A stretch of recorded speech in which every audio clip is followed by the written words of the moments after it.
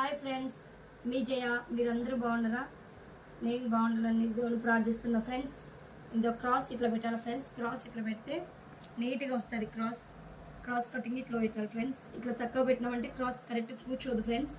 ఓకేనా? క్రాస్ ఇట్లా తీసుకుంటే నీట్గా కూర్చుంటుంది ఫ్రెండ్స్.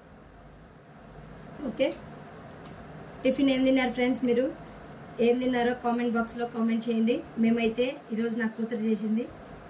నా కూతురు టమాటో రైస్ చేసింది ఫ్రెండ్స్. బాగా చేసింది ఫ్రెండ్స్. అన్నీ చెప్తే బాగా చేసింది. ఓకే, మీరు ఏం తిన్నారో టిఫిన్ కామెంట్ బాక్స్లో కామెంట్ చేయండి. ఓకేనా?